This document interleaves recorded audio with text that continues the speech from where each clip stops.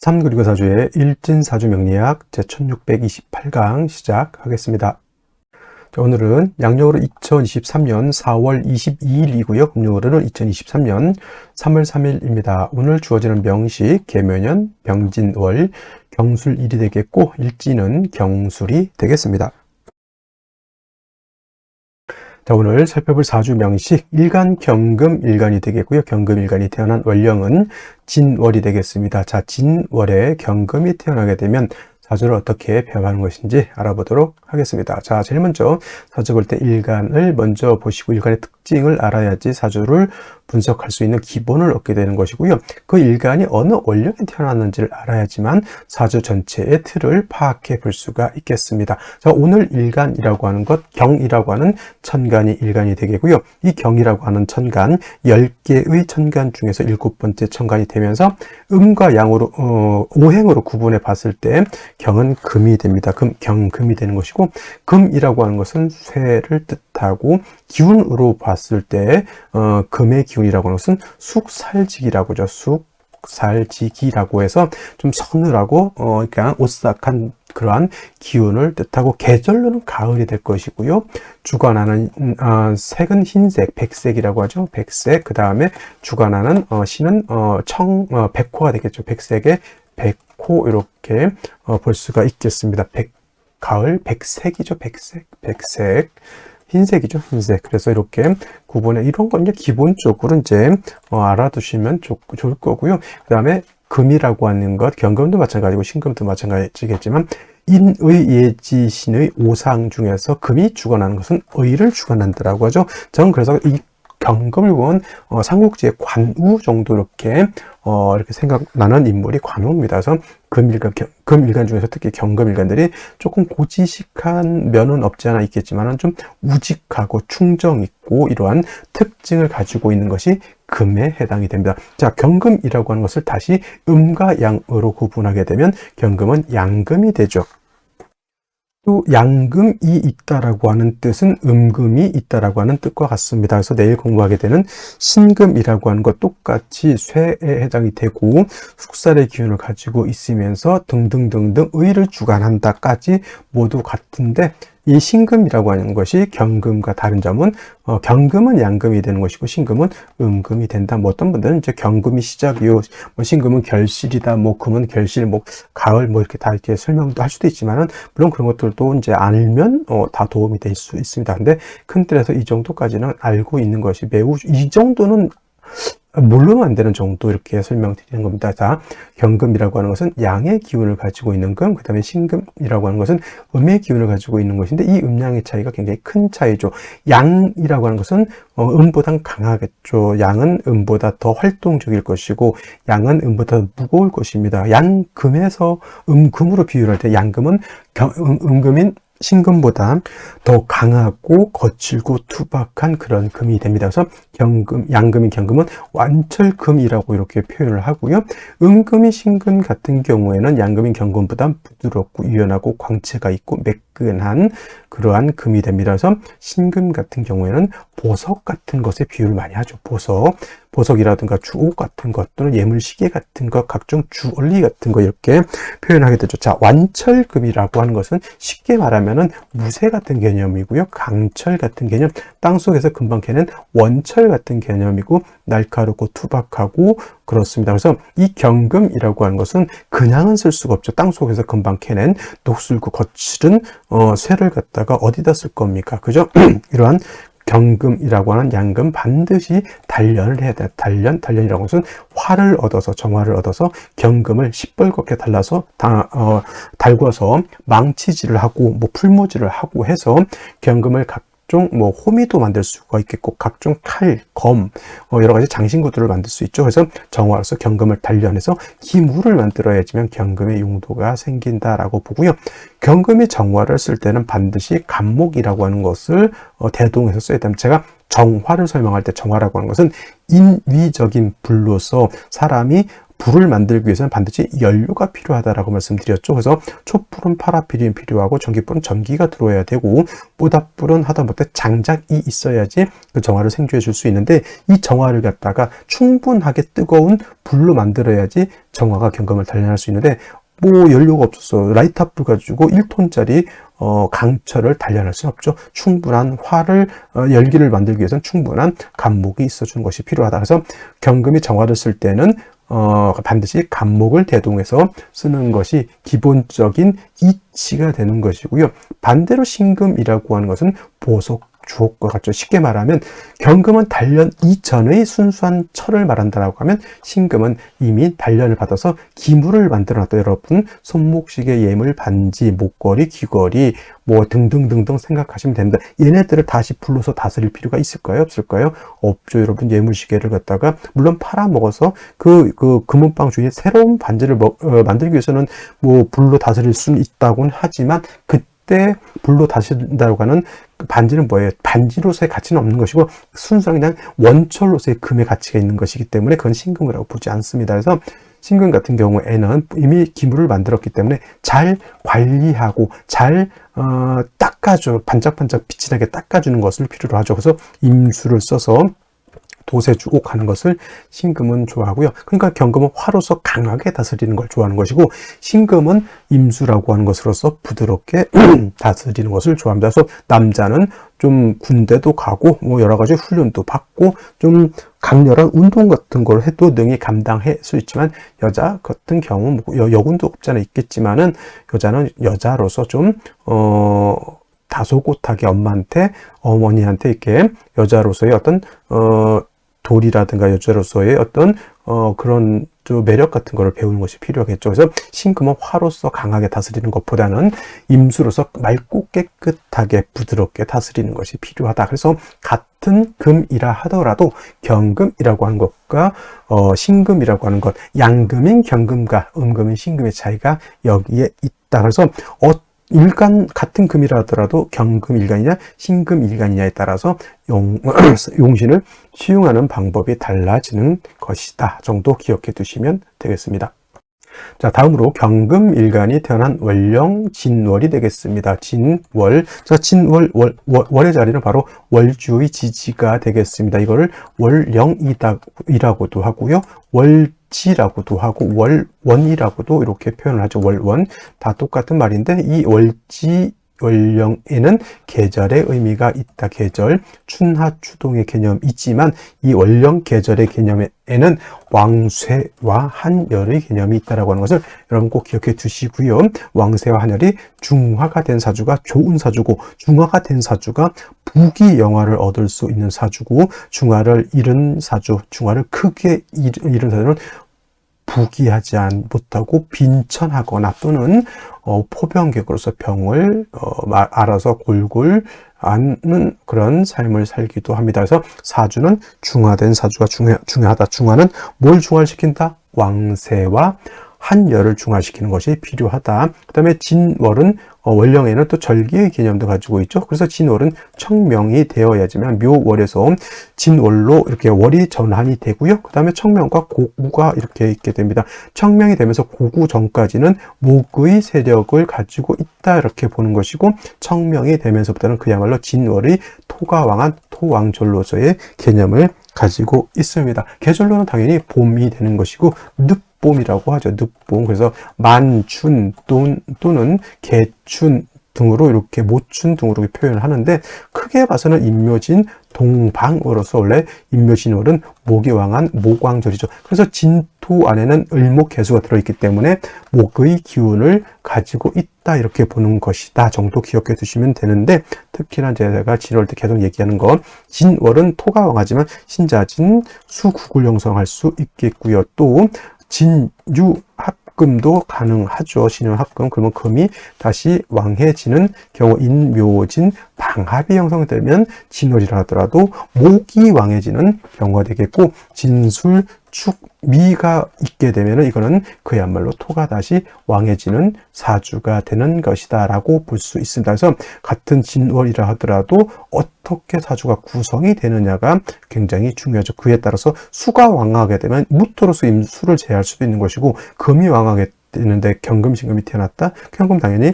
정화 간목을 취용해야 되는 것이고, 목이 왕해졌다 그러면 일간이 약한데 재성이 왕해져 있으니 비경겁제를 쓸 수 있는 것이고, 진술중비 토가 많아지게 되면 토다 매금이 될 수 있으니 간목으로서 토를 제거시켜주는 것이 필요합니다. 자, 일단 중요한 것은, 자, 그러면 경금이 진월에 태어난 것만 놓고 보자고요. 신자진, 진유, 화금, 일묘진, 방합, 진술중비 토가 많아지는 경우 등등을 일단 제외하고 진월의 경금이라고 하면 원령 진토는 인성이 되죠. 토, 생, 금 해는 그런 관계에 있으니 토가 금을 생하고, 또 특히나 진토라고 하는 것은 습토, 물기를 가지고 있으니 능히 금을 생할 수가 있습니다. 그래서 진월은 포태법으로도 금의 양지가 되는 것이고, 그 다음에 인성인 금의 생조를 받기 때문에 경금 자체가 진월에 태어나게 되면 신왕까지는 아니라도 불약, 약한 것을 두려워하지 않을 정도는 된다. 모왕자상한 정도의 구조는 된다. 이렇게 볼 수가 있는데,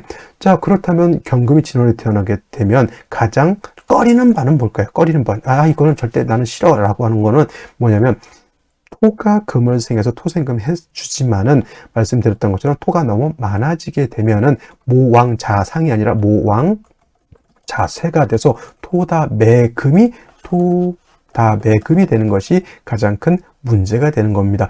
금은 땅 속에 묻히면 안 되죠. 땅 속에 묻히면 금이 녹이 슬게 되고요. 금은 바깥으로 꺼내가지고 경금은 화로서 단련을 해야 되고, 신금은 임수로서 세진을 해야 되는데 토가 많아서 매금이 되면 금이 녹슬고, 녹슨 금은 금으로서의 가치가 떨어지게 되는 것이다 라고 해서 진월에 경금이 태어나게 되면 물론 원령에 있는 인성으로서 생을 받는 것은 좋지만 너무 토가 많아지는 것을 경계해야 된다라고 해서 간목이라고 하는 재성, 편재가 되겠습니다. 간목이라고 하는 재성을 얻어서 토를 갖다가 억제시켜주는 것이 가장 급선무가 된다. 예를 들어서 무토가 투출됐다. 반드시 간목으로서 무토를 제거시켜줘야 되고요.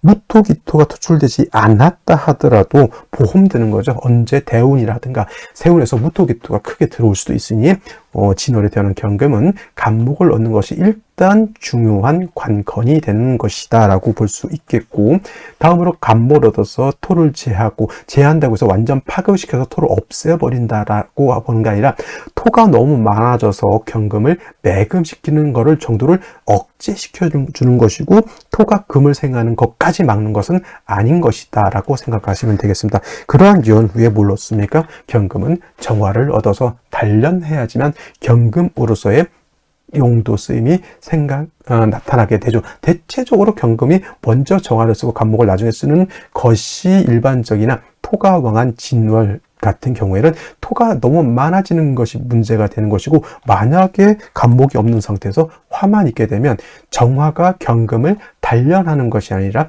정화가 다시 토를 생하고, 토는 다시 일간을 매금할 우려가 있게 되는 것이라서 조금 일반적이지는 않지만 정화를 먼저 쓰는 것이 아니라 간목을 먼저 써서 토를 제하고 정화로서 경금을 단련한다. 간목은 토만 제하는 것이 아니라 정화도 목생화해서 정화도 살려줄 수가 있겠죠. 인성도 이렇게 되면 인성도 쓰임이 있게 되겠고, 재성도 관성도 다 쓰임이 있게 되는 것이니, 진월의 경금은 간목 정화를 위주로 사주를 배합하는 것이 일단 기본적이다 정도 이렇게 이해해 두시면 좋겠습니다.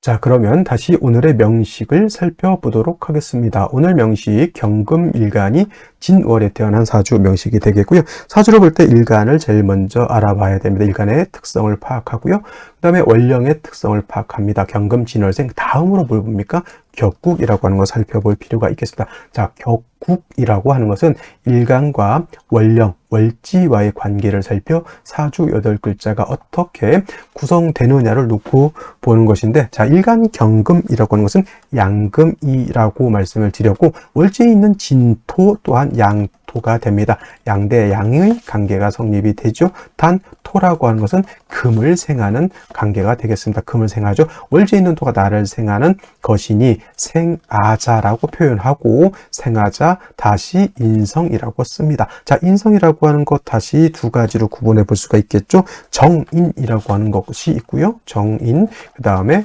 편인이라고 하는 것도 있습니다. 자, 정인이라고 하는 것은 일간과 인성과의 관계가 양대음 또는 음대양으로서 음양의 조화가 맞으면 얘는 정인이 되죠. 예를 들면 간목이 자수를 보면 정인이 되는 것이고 간목이 해수를 보면 편인이 되죠. 병화가 을목을 보면 정인이 되는 것이고 병화가 간목을 보면 요거는 양대양 편인이 되는 것이다. 그래서 오늘 같은 경우에는 일간도 양, 인성도 양이니까 양대양이 되면 요거는 편인이 이렇게 되는 것이죠. 그래서 오늘 같은 경우에는 일단 편인 격의 원령만 놓고 봤을 때 무왕자상한 사주로서 일간 자체가 그렇게까지 신왕은 아니지만 약한 것을 두려워할 정도는 아니다. 불약한 사주가 되는 것이고요. 진이라고 하는 글자 속 안에는 지장간이 을목과 개수와 그 다음에 뭐가 있습니까? 무토라고 하는 것이 있기 때문에 만약에 을목이 이렇게 천간에 투출을 하게 되면 이때는 편인격이 아니라 이거는 정제격으로 격이 바뀌게 되겠고요. 또 만약에 진중에 있는 개수가 천간에 투출하게 되면 얘를 가지고 격을 잡으면 요거는 상관격으로 이렇게 볼 수도 있습니다. 만약에 아무것도 투출되지 않았다, 원령에 있는 토를 가지고 격을 잡고 무토가 투출되어 있다, 이때는 무토기토가 투출되어 있다 그러면 편인격에 자칫 잘못하면 무왕자상이 아니라 무왕자세로서 토다매금이 될 수 있다, 이렇게 보시는 겁니다. 그러면 오늘 같은 경우는 진중에 있는 개수가 연간에 투출되어 있죠. 개묘년. 그러면 오늘 같은 경우는 이제 경금진월에 태어났다 하더라도 개수가 투출되어 있으면 일단 상관격이 되고 천간에 무토가 투출하면 상관격이 아니라 다시 무왕자세한 구조로 바뀌게 되는 것입니다. 자, 이렇게 되게 되면 일단 수가 있다라고 하는 뜻은 경금 입장에서 일간이 세력이 있으면 정화를 써야 되는데 상관인 개수가 투출하게 되면 좋을까요? 나쁠까요? 정화 용신을 갖다가 수국화해서 파극해버리는 것이 일단 개수가 투출하는 것은 경금 입장에서 그렇게 녹록한 처지는 아닌데 문제는 월간에 이렇게 병화가 투출되어 있으면 정화라고 하는 정화는 경금을 단련하는 용도가 있지만 병화는 칠살로서 경금을 갖다가 하는 역할을 하기 때문에 오히려 병화가 투출되어 있을 때 상관이 있게 되면 이거는 어떤 구조? 상관으로서 칠살을 제한다고 해서 상관 제살이 되는 것이니 이 경우에는 개수가 나쁜 것이 아니라 개수의 도움을 얻는다, 이렇게 보시면 되겠고요. 연지에 묘목이라고 하는 목이 있죠. 물론 정제이지만 정제가 큰 의미가 없는 것이 정제인 묘목은 화를 생하는 용도도 떨어지게 되겠고요. 수의 기운을 설하는 것도 그렇게 용도가 크진 않습니다. 그냥 묘목은 무해무덕 또는 굳이 좋다 나쁘다 이렇게 한신 정도 이렇게 볼 수가 있는데 문제가 일지의 술토를 보는 것이 문제가 됩니다. 왜냐?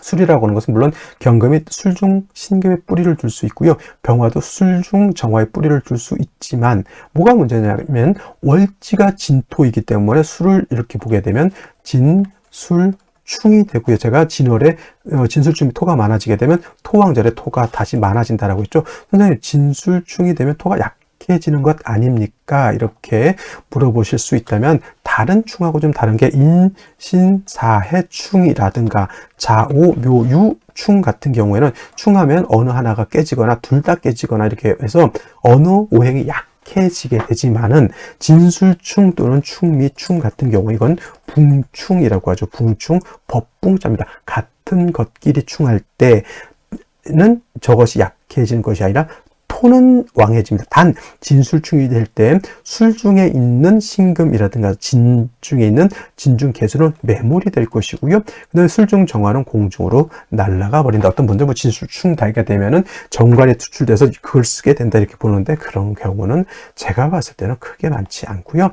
그냥 진술충 되면 예를 들어서 진중 개수를 써야 되는데 진술충 되면 개수가 매몰돼서 안 좋은 것이고 술중 신금을 써야 되는데 그것이 진술충 되면 매금이 돼서 그것도 안 좋은 것이고 정화는 공중으로 나타나니까 화가 더 왕해진다라고 보지만 솔직한 말로 또 그 정화를 어떤 어떤 용도, 날아가는 활을 어떻게 끄잡아 당겼을 겁니까? 큰 의미가 없게 되는 것이다. 그래서 진술충 되면 이 개수를 가지고 병화를 억제해야 되는데, 개수가 진의 뿌리를 뒀었는데 진술충 되게 되면 진중 개수가 다 매몰되면 개수의 뿌리가 사라진 것 같습니다. 그러면 개수가 병화를 갖다가 어떻게 하기가 힘들다? 통제하기가 어렵게 되겠고요. 그냥 단순히 인성이 토가 많아져서 경금은 토의 자칫 매금이 될 우려가 있고, 이 토를 갖다가 묘목 가지고는 제할 수가 없게 되는 것이니, 오늘 3주만 놓고 봤을 때는 저 술토 하나로 인해서 진술충이 됨으로 인해서 사주 구조가 매우 열악한 환경으로 바뀌어버린 것이 됩니다. 자, 그러면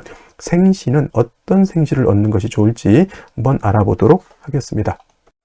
자, 생시를 보도록 하겠습니다. 제일 먼저 병자시를 보도록 하죠. 자, 진월의 진술충이 되겠고요. 이렇게 진술충이 될 때 개수의 뿌리는 없었습니다만은 자수를 얻게 되면 개수의 뿌리를 얻습니다. 병화 두 개가 투출되어 있어서 경금을 갖다가 이렇게 극하게 되는데, 물론 진월의 병화가 이렇게 세력을 크게 얻지는 못했고요. 개수가 이렇게 병화를 갖다 억제시켜 주는 것이니 크게 해가 될 것 같지는 않지만, 이 사주가 예를 들어서 목화운을 만나게 되면 수는 약해지게 되고 화가 왕해질 때, 이때 안 좋은 일을 겪을 수도 있다. 특히 7살 병화가 나를 극하게 되면, 특히나 어렸을 때잖아요. 이런 경우에 건강에 문제가 생길 수 있다 정도.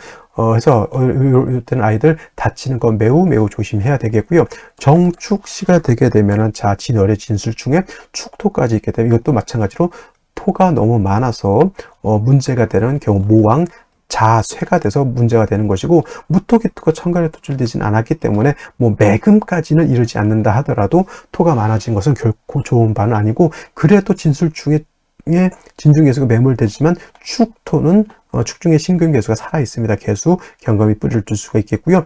정화로서 경금을 단련할 수는 있겠지만 병화가 있는 것은 썩 좋은 것은 관사론잡 이렇게 생각하는데, 토가 이렇게 많게 되면 관사론잡 굳이 큰 의미는 없고요. 쓰는 것은 정화를 쓰게 되겠고, 개수로서 병화는 통제시켜 주는 것이니, 이거를 이제 거살유관이라고 해서 크게 관사론잡이 문제되는 것은 아니다라고 생각하시면 되겠습니다. 정화를 얻었는데 문제는 정화가 뿌리가 없다라고 하는 것, 묘목 가지고 정화를 생각하기는 좀 어렵다라고 하는 것이 문제인 것이고, 무인시나 기묘시가 되면 역시나 토가 많은 상태에서 무토 투출하게 되면 이건 10중8구 경금을 매금시키게 되는 것이니 좋지 못하고, 기묘시 또한 무토는 아니라 하더라도 기토가 투출하게 되면 이 또한 토가 너무 많아지는 것은 문제가 됩니다. 경진시가 되면 경금이 있어서 경금이 시간에 투출돼서 나를 도와줄 것 같은, 역시나 진술충에 또 진이 있게 되면 토가 많아진다. 만약에 이런 경우에 뭐 무호대운 이렇게 만나잖아요. 무토가 대운에서 들어오게 되면 이건 매금됩니다. 물론 개수가 무토를 이렇게 묶어놓을 수는 있겠지만 결국은 매금돼서 토로 인해서 큰 재액을 당할 수 있는 구조가 되는 것이고, 신사시 같은 경우에 신금이 투출을 한다 하더라도 사화가 있기 때문에 화가 너무 왕해지죠. 이 화는 경금을 갖다 극할 수 있습니다. 진술충이 되기 때문에 개수의 뿌리가 없죠. 얘는 이 병화를 말릴 수 있는 힘이 없게 되는 것이다. 반드시 7살에 의해서 경금이 피상을 받게 되면 신경 많이 예민해질 수 있을 것이고요. 또 역시나 건강상 문제가 발생할 수 있다. 특히 어렸을 때 폐, 기관지 쪽에 문제가 생길 수 있고요. 심한 경우에는 어느 경우가 있냐면 백혈병 같은 거 이렇게 걸리는 친구들도 제가 본 적이 있습니다. 자, 임오시가 되면 오술합이 되죠. 오술합이는 진술충이 해소가 될까요? 이건 안 됩니다. 진술충이 됐기 때문에 오술합이 되지 않고요. 이것도 마찬가지로 병화가 5에 뿔을 둬서 굉장히 강한 세력을 얻는 반면, 진술충이 됐기 때문에 임수개수가 있다 하더라도 임개수의 세력이 굉장히 약해져 있다. 이것도 마찬가지로 병화가 경금을 극하는 것을 막을 수 없죠. 이것도 7살 무제, 물론 임개수가 없는 것보다는 나을겠다라는 생각은 들지만은 그래도 수기가 부족한 것은 문제가 된다. 이거는 금수운으로 가는 것이 좀 필요하지 않을까라는 생각을 금운이 가장 좋겠죠. 그 다음에 갑신시라든가 을료시 같은 경우에는 일간 자체가 인성에 위해서 생을 받았지만 이거는 신금을 보게 된 경금이 통근 자체를 합니다. 이런 경우에는 신금의 개수가 뿌리를 뒀기 때문에 이거는 상관제살할 수 있는 구조가 되겠습니다. 뭐 재성이 있기는 있어서 토를 갖다 억제시켜주는 역할도 하게 되죠. 제가 봤을 때는 정축씨는 토가 너무 많고요. 갑신씨 같은 경우에는 일간의 뿌리를 얻었지만은 모는 없어요. 정화가 없는 것이 좀 단점에 그냥 상관제사라는 구조로서 그냥 사사지직이라고 해서 뭐다 전문직 자격증 따서 그냥 나름대로 프리랜서 또는 관공서와 이렇게 협력해서 일을 하는 그런 직업을 가지고 살면 크게 문제는 없는 것이 되는데 이 수운 때는 썩 좋지는 않을 것으로 보입니다. 이 수운 때하고 여자 같은 경우 수운이 좀 늦게 오지만 남자는 30대 중반부터 수운이 들어오기 때문에 이때 어떻게 될지 제가 봤을 때는 선생님 수가 많아지면 저 병화를 제외하는 게 좋은 거 아닐까요? 뭐 그렇게까지는 아닌데 수가 많아지게 되면 사주가 한습해지는 것 때문에 안 좋다고 저는 보는 거고요. 뭐 수생목 목생화에서 이렇게 통관도 가능하겠지만 역시나 한습해지게 되면 천하가 얼게 돼서 안 좋다 이렇게 볼 수 있는 겁니다. 자, 오늘 여기까지 설명드리도록 하겠고 주말 잘 보내시기 바랍니다. 저는 내일 또 찾아뵙겠습니다. 감사합니다.